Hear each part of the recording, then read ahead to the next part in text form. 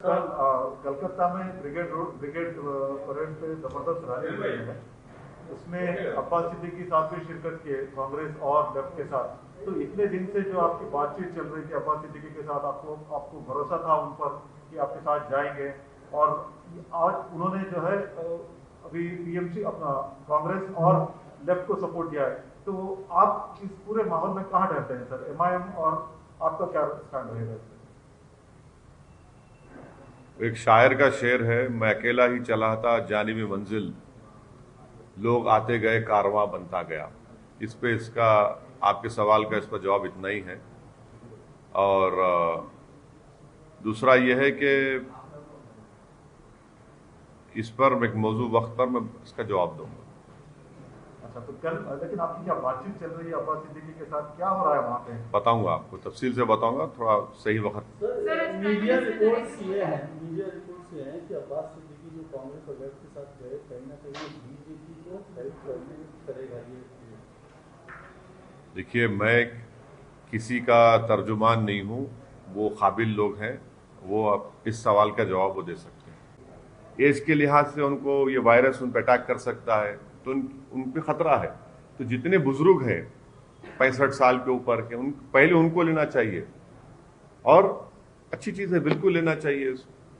मतलब सर, ये वैक्सीनेशन जैब को ड्राइव को आप पॉलिटिसाइज कर रहे हैं? मतलब मैं क्या कर रहा हूँ पॉलिटिसाइज? मैं तो बोल रहा हूँ ना, से ताल्लुक आपका प्रधानमंत्री। नहीं भाई, जहाँ उर्दू में जो ज़ईफ लोग होते हैं उनको बुजुर्ग कहते हैं, तो बुजुर्ग लोगों को लेना जरूरी है, बहुत जरूरी है।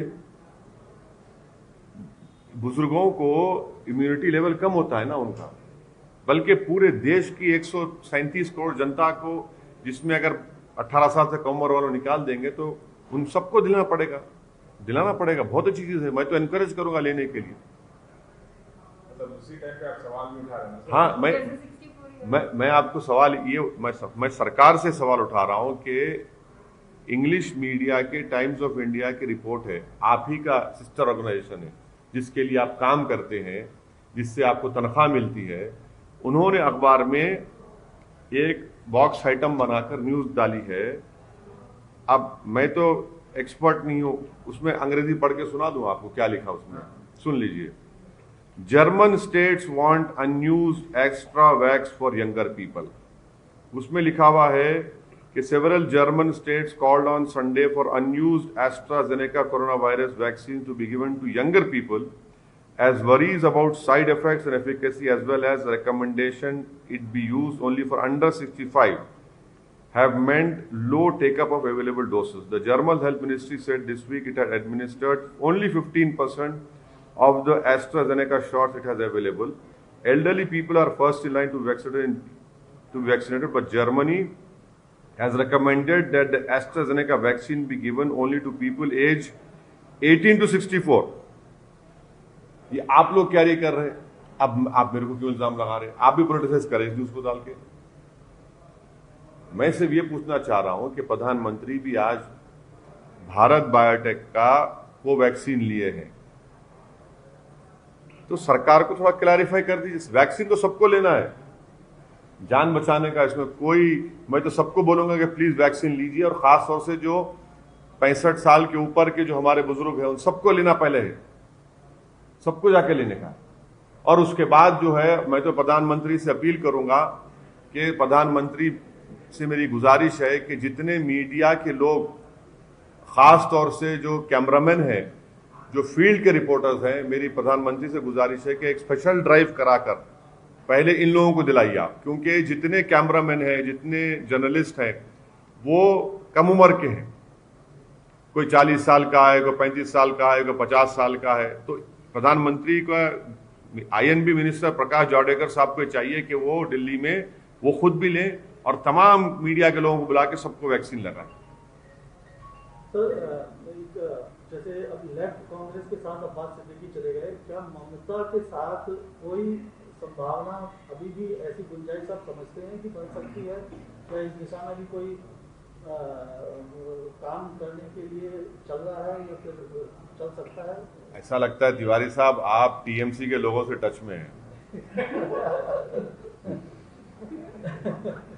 चलिए सर, ओके, थैंक यू।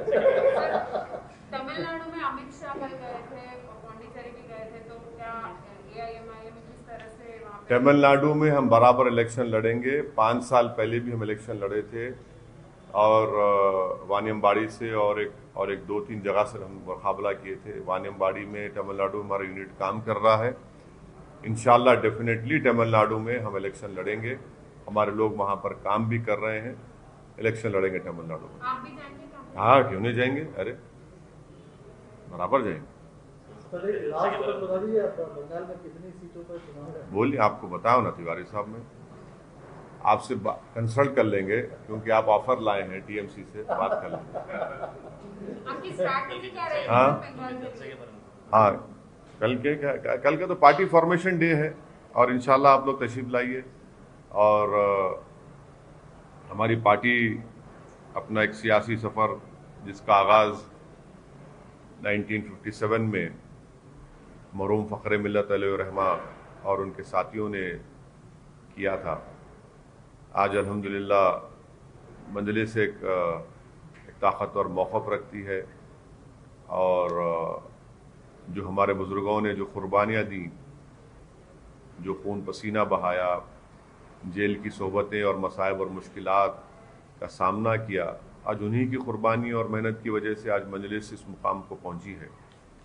तो यकीनन हम उन तमाम हमारे मरहूम कायदीन को, हमारे जो जिम्मेदारान जो आज इस दुनिया में नहीं, उन सबको खराज अक़ीदत पेश करेंगे, उनको याद करेंगे, ताकि उन तमाम लोगों की मेहनत, कुर्बानी और उनके जो उम्मीदें थी हम उसको पूरा कर सकें।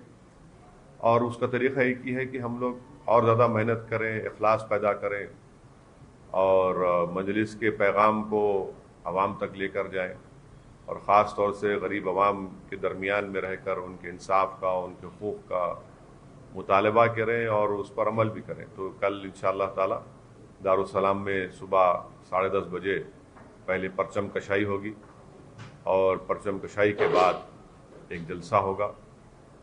और ये हमारी पार्टी के लिए कल का दिन, एक 2 मार्च, एक बड़ा अहम और तारीख़ी दिन है और हम तमाम मजलिस के ज़िम्मेदारों के लिए एक फ़ख्र का दिन भी है। और यकीनन तमाम मजलिस के ज़िम्मेदारान, मुहिबान मजलिस कल दारुस्सलाम में जमा होंगे और हम अपने जमात के पैगाम को और जमात की मेहनत और जस्तजू का जिक्र भी करेंगे। सर एक आखिरी सवाल, वेस्ट बंगाल पे आपकी स्ट्रैटेजी क्या रहेगी? वेस्ट बंगाल पे आपकी स्ट्रैटेजी क्या रहेगी? बोल दिया ना मैडम, सब बताएंगे आपको टाइम। अभी इस पर कोई बातचीत नहीं हुई कुरैशी साहब, इस पर कोई बातचीत नहीं।